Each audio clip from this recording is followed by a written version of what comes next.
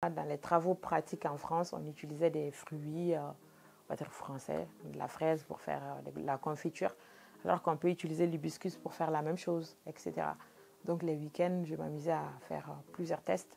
Donc au sein du groupe Zaban, nous valorisons les produits locaux, les produits sauvages, souvent les produits qui sont utilisés dans la médecine traditionnelle africaine, mais très peu connus sur le marché international.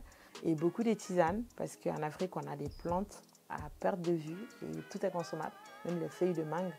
C'est très utile pour la santé, le kinkeliba, etc. Bonjour, je m'appelle Aïsseta, je suis la fondatrice du groupe Zaban qui évolue dans l'agroalimentaire équitable et le conseil. Pour Ipendo.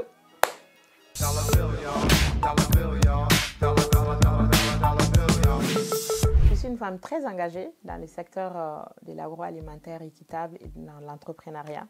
Et je suis ingénieure en agrobusiness de formation, j'ai travaillé dans pas mal de grands groupes. Et le déclic pour lancer Zaban est assez simple. Jusqu'à aujourd'hui, près de 65% des productions sont des pertes. En Afrique de l'Ouest, nous n'avons pas vraiment d'usines qui valorisent les produits. Si je prends l'exemple de la mangue, dans toute l'Afrique de l'Est, nous n'avons pas 15 grosses usines qui font des concentrés de mangue en fait. J'ai développé Zaban. Et en 2015-2016, j'ai tout claqué ici, j'avais un CDI et tout. Je suis repartie au Mali et pour pouvoir développer. Donc au sein du groupe Zaban, nous avons plusieurs entités.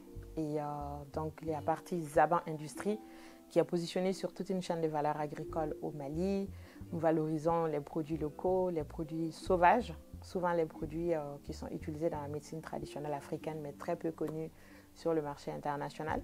Donc, dans notre unité et dans nos unités, nous faisons la fabrication de jus, de tisanes, de confitures et beaucoup de produits qui sont distribués dans beaucoup de magasins à l'international. Et beaucoup de tisanes, parce qu'en Afrique, on a des plantes à perte de vue et tout est consommable. Même les feuilles de mangue, c'est très utile pour la santé, le kinkeliba, etc. Et en même temps, je dirais que quand nous, on commençait, il y avait plein de programmes qui accompagnaient les porteurs de projets. Malheureusement, aujourd'hui, il y en a très peu. Et alors que les gens veulent se lancer, ils veulent aller vers l'information.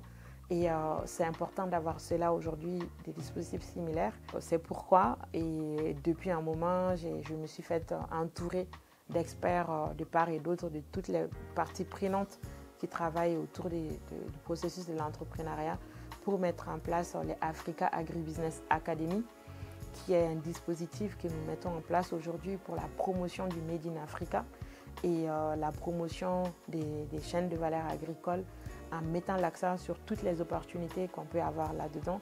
Je récupère la phrase dans les...